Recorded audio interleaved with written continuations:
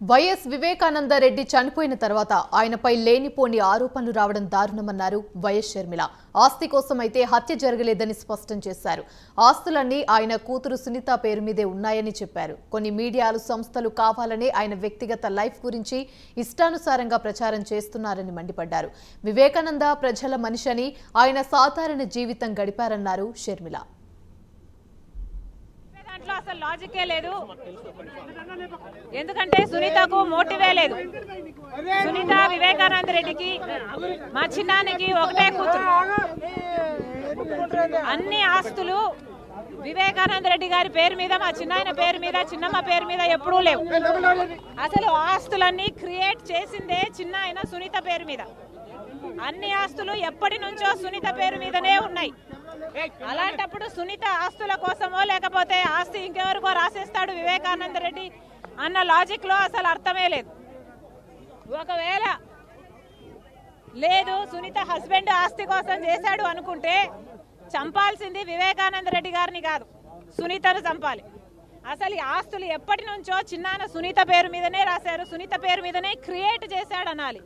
కనుక అసలు మీరు చెప్పే దాంట్లో లాజిక్కే లేదు. చిన్నాన్న పేరు మీద ఎప్పుడూ ఆస్తులు లేవు. చిన్నాన్న పేరు మీద ఉన్నది ఏదో ఒకటో అరమో ఆస్తులు తప్పితే లేవు. అది కూడా ఆ ఉన్న అరాకొరా కూడా సునీత పిల్లలకు చెందేలా విల్లు కూడా రాశాడు చిన్నాన్న. దాన్ని సంతకం కూడా పెట్టాడు. ఒక రిజిస్టర్ సంతకం పెట్టాడో లేదో కానీ విల్లు అయితే తయారు చేపించారు అన్నదైతే మా అందరికీ తెలిసిన విషయం.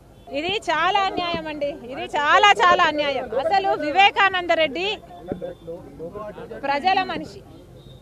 చిన్నాన్న వివేకానంద రెడ్డి ఒక ప్రజానాయకుడు.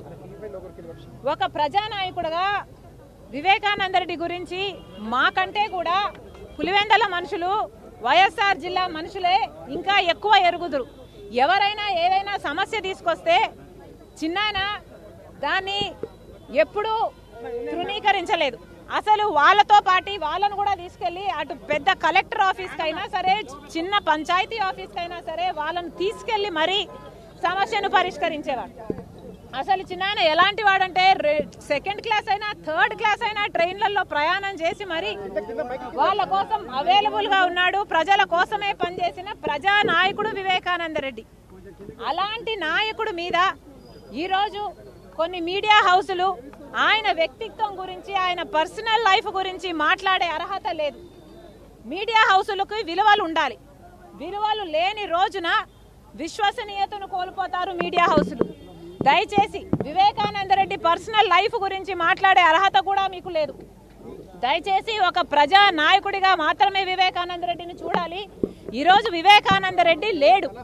అసలు లేని వ్యక్తి మీద, తనకు తాను సంజాయిషి ఇచ్చుకోలేని వ్యక్తి మీద ఇలాంటి ఇంత ఘోరంగా ఆయన పర్సనల్ లైఫ్ను తీసుకొని క్యారెక్టర్ అసాసినేట్ చేయడం అన్నది మీడియా హౌసులు నిజంగానే ఖండించదగ్గ విషయం. Thank you. అసలు మీరు చెప్పే దాంట్లో అసలు ఇదే అంశానికి సంబంధించి మరిన్ని వివరాలు మా ప్రతినిధి ఉషా అందిస్తారు. ఉషా, చెప్పండి. వైఎస్ వివేకానంద రెడ్డి చనిపోయిన తర్వాత ఆయన మీద లేనిపోని ఆరోపణలన్నీ కూడా చేస్తున్నారని చెప్పి వైఎస్ షర్మిల అయితే మండిపడ్డారు. దీనికి సంబంధించి అసలు పూర్తి అప్డేట్స్ ఏంటి? యామిని, పోలీసుల మీద దాడి కేసులో మొన్న అరెస్ట్ అయ్యి నిన్న బెయిల్ పై విడుదలైనటువంటి షర్మిల ఇవాళ ఉదయం ధర్నా చౌక్ లో టీసేవ్ ఆధ్వర్యంలో సభను నిర్వహించారు. సభలో సంచలనాత్మకమైన వ్యాఖ్యలు చేశారు. ఆస్తి కోసం అయితే వివేకానంద హత్య జరగలేదు. సునీత పేరు మీద ఎప్పుడో వివేకానంద మొత్తం కూడా ఆస్తి తాలూకు వీలునామా మొత్తం రాశారు.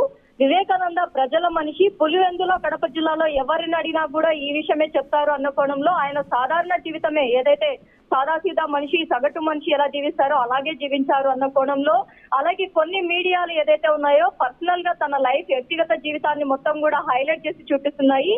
ఇది మంచి పద్ధతి కాదు అన్న కోణంలో మాట్లాడారు. లేని వ్యక్తి, ఏదైతే చనిపోయిన వ్యక్తి, 4 ఏళ్లు చనిపోయి కూడా 4 ఏళ్లు అవుతున్నటువంటి వ్యక్తి మీద ఈ విధమైన విష ప్రచారం చేయడం సమంజసం కాదు అన్న కోణంలో తాను సంచలనాత్మకమైనటువంటి వ్యాఖ్యలు చేశారు. యామిని.